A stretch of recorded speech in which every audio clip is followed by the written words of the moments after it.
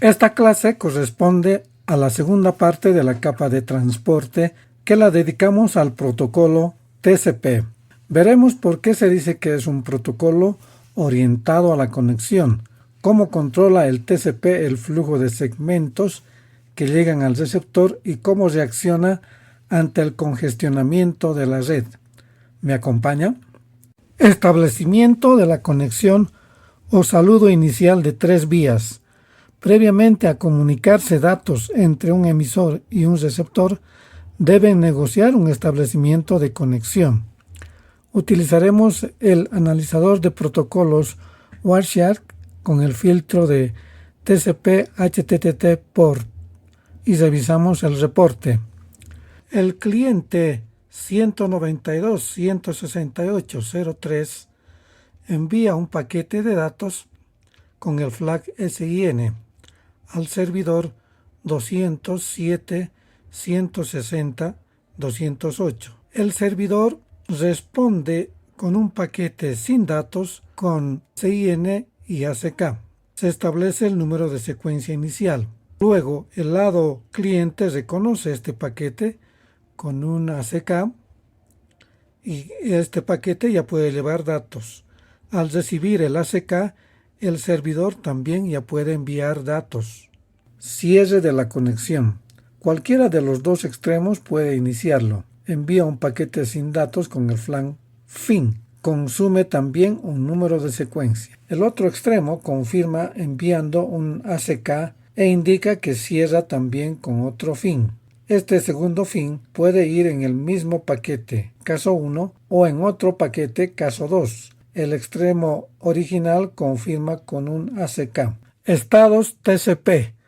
En el paradigma cliente-servidor se generan estados tanto del lado del cliente como del lado del servidor. Están referidos al establecimiento y al cierre de la conexión.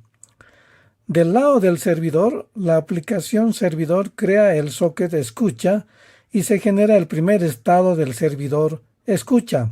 Por su parte, el cliente inicia la conexión TCP, estado envía SYN. El servidor recibe la señal SYN y envía a su vez la señal SYN y el acuse ACK, estado SYN recibido.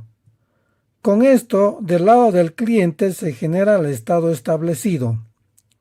El servidor, para establecer la conexión previamente, recibe el acuse ACK del cliente, estado establecido. La aplicación cliente inicia el cierre de la conexión y se genera en el cliente el estado primer aviso de cierre. En el servidor se recibe fin y envía ACK, estado cierre en espera. El cliente recibe el ACK y genera el estado segundo aviso de cierre. El servidor envía fin y se genera el estado último ACK. Por su parte, el cliente recibe fin y genera el estado espera 30 segundos para cierre. El servidor recibe ACK y genera el estado cierre conexión. Finalmente, el cliente también genera el estado cierre conexión.